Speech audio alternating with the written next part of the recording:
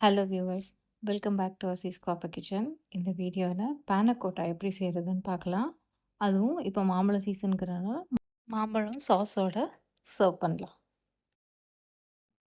இந்த ரெசிபிக்கு மெயினாக ஜெலட்டின் தான் தேவைப்படும்.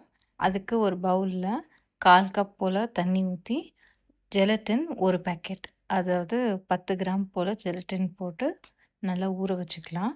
அது ஒரு ஜெல்லி கன்சிஸ்டன்சியில் வந்துடும். அது வரைக்கும் வெயிட் பண்ணலாம். ஜெலட்டின் சோக் ஆகிற கேப்பில் இன்னொரு ஒரு பாத்திரத்தில் 1 கப் போல் பால் எடுத்திருக்கேன். பால் வந்து ஃபுல் ஃபேட்டாக இருந்தால் இன்னும் பெட்டராக இருக்கும். அது கூடவே 1 கப்பு போல் ஹெவி க்ரீம் எடுத்திருக்கேன். அது கூடவே 1/2 கப் போல் சுகர் ஆட் பண்ணியிருக்கேன். அது கூடவே வெனிலா எசன்ஸ் 1 டீஸ்பூன் ஆட் பண்ணிக்கிறேன். இதெல்லாம் ஆட் பண்ண பிறகு ஒரு நல்ல ஒரு மிக்ஸ் கொடுத்துட்டு அதுக்கப்புறமா தான் ஸ்டவ்வில் வச்சு இதை வந்து ஹீட் பண்ணணும். ஹீட்டிங் வந்து ரொம்ப மிதமான சூடாக இருக்கணும். லூக் வார்மாக இருந்தாலே போதும். கைக்கு பொறுக்கிற அளவுக்கு சூடு இருந்தால் போதும்.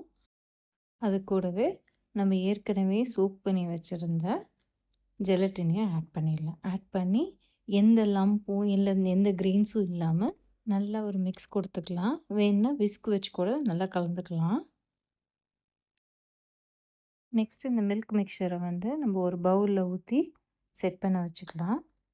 இது வந்து ரமக்கன்ஸ் எடுத்துக்கலாம், இல்லை பவுல்லையோ இல்லை எந்த ஒரு மோல்டில் வேணாலும் இதை ஊற்றி நம்ம செட் பண்ணோம்.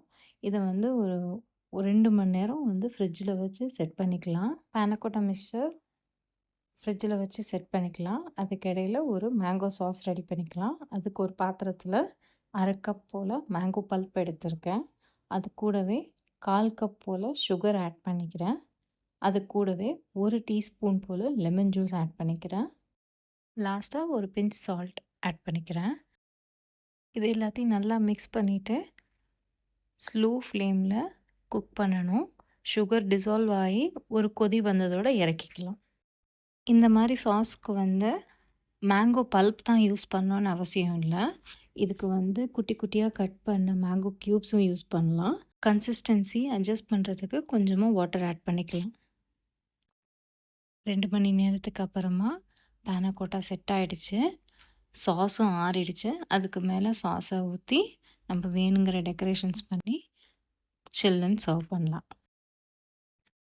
நான் இதுக்கு க்யூபாக கட் பண்ண மேங்கோஸும் மின்ட் லீவ்ஸும் ஆட் பண்ணியிருக்கேன்.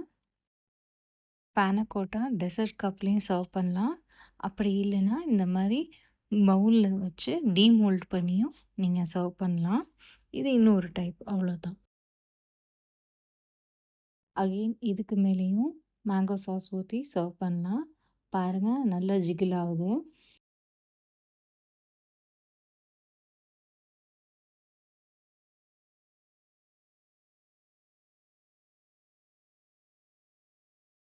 இந்த பேஸ் மட்டும்தான் பேனக்கோட்டா. இதுக்கு மேலே என்ன கம்போத் வேணாலும் யூஸ் பண்ணலாம். நான் வந்து இன்றைக்கி மேங்கோ யூஸ் பண்ணியிருக்கேன். உங்களுக்கு வேணால் ஸ்ட்ராபெரியோ இல்லை ப்ளூபெரிஸோ எந்த கம்போத் வேணாலும் இதுக்கு யூஸ் பண்ணலாம். Must try. இதை ட்ரை பண்ணி பாருங்கள்.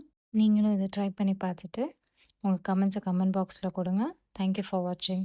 For more recipes please do subscribe to Aziz copper kitchen. Like, share and comment below.